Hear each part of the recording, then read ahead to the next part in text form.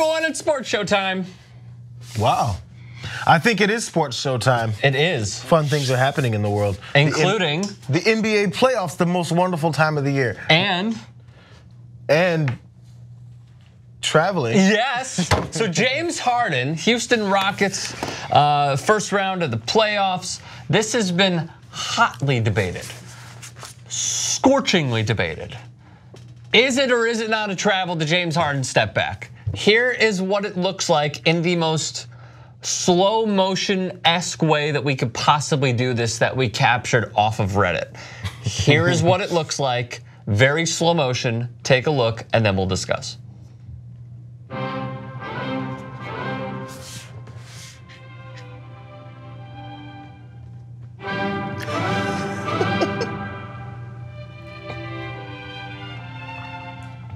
See now, as I look at that, and we could show it one more time. As I look at that, I'm thinking, you're allowed one step back. Like one fluid step back move. Because right? a jump stop is two. A jump stop is officially 2 steps. So first off, he's still dribbling. The ball is bounced. Yes. He's collected. So there. There's you're 1, good. 2, and then there's 1, 2. Yes. So you're taking how many steps? You're taking 4 steps. You're taking 4 steps. Yes. This should not be debated. This should not be contested.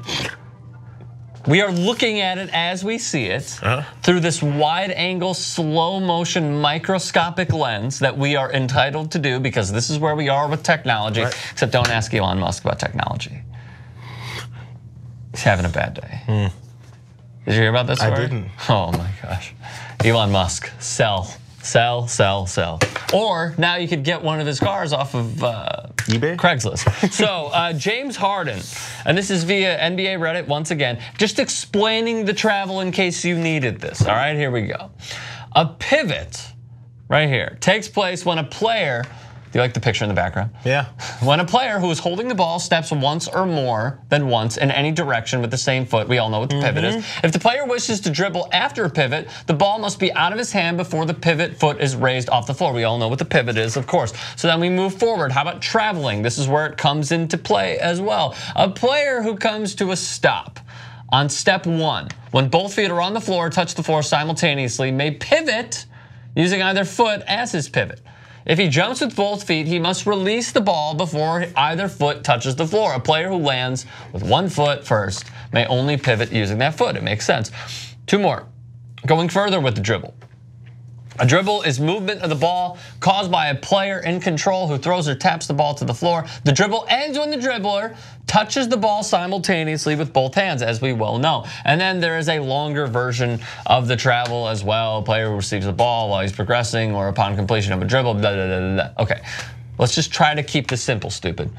Let's show this one more time. Again, with all of the information that we have, should NBA referees now be calling this a travel and looking for it more and more and more? Where's my symphony? Here comes the 2 hands collecting. It's kind of like 3 steps. If you even want to give him, one of those steps because he's still collecting, so there's a pivot foot still, right?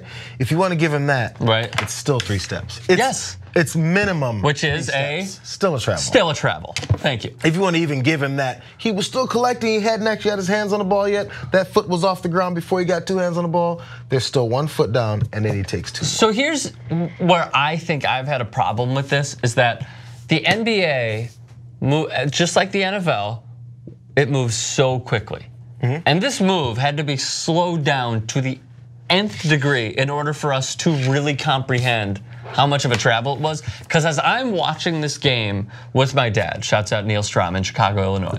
As we were watching this game, he's like, this guy is unbelievable. That's a pretty good Neil. He's like, no, this guy's unstoppable. Jan, and then he turns to my mom, right? He's like, Jan, have you seen this guy? His name is James Harden. Jan? My mom's like, yeah, he's the MVP of the league. Like at this point, I think my mom knows more than my dad. It's great. So like, here's my point. It moves so quickly and so fast that even as I was watching it, I will be completely honest and transparent, I didn't think it was a travel. Like you've seen these games. Absolutely. At any point where you're like, he may have got away with one there. I have before. Except no. I'm sorry. Let me make myself clear. From a step back 3-pointer like that, not driving in the lane where he's traveled many times.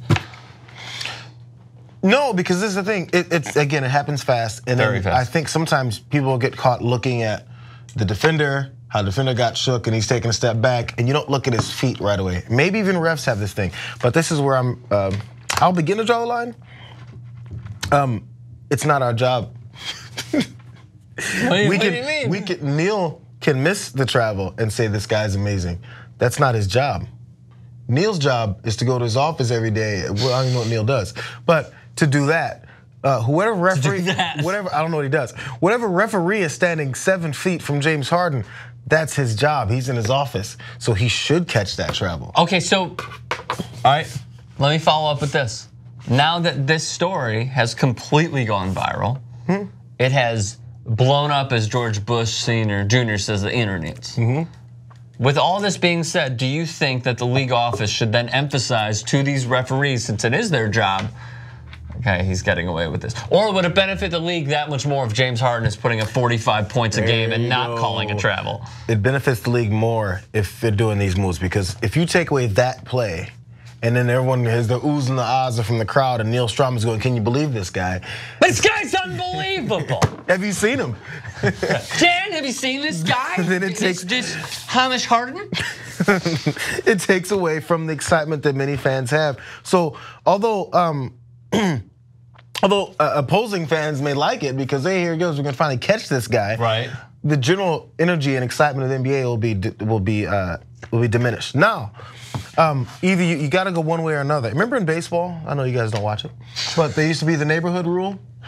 Of course, the neighborhood rule. It's in the past 2 years they just when you're turning a double play, because you just totally alienated the audience. So when you're turning a double play, what would happen in the past is whoever is on the turn wouldn't touch the bag; they would straddle the bag, and the umpire would call it. As long as you're dragging your feet around the bag and you're in the neighborhood, which is why it's called the neighborhood rule. If you're in the neighborhood of second base, the radius, they gave you the call that you touched the bag and threw to first. You have a double play because it was more exciting. It looks cool as hell, right? So now, right? It was wrong though, right? But yeah, that was exciting purposes. So the reason I brought that up is in the NBA, maybe they should bring up, hey, you know what? He kind of took some extra steps, but it was so exciting. We're gonna let that travel go, which is basically what they do. They just don't have an official rule saying so. James Harden should be called for a travel. I'm just saying, either go one way or another. Either call them for travel or say we're going to allow them to get away with some things the way they used to do in baseball for the excitement. I'll end with this. He should not be allowed to do this, okay? This should now be terminated completely. That every time he does it, because it is, in a way, cheating. And the refs are enabling it. Yeah. But we're also talking about the travel, which has not been called since the ABA. Just my opinion.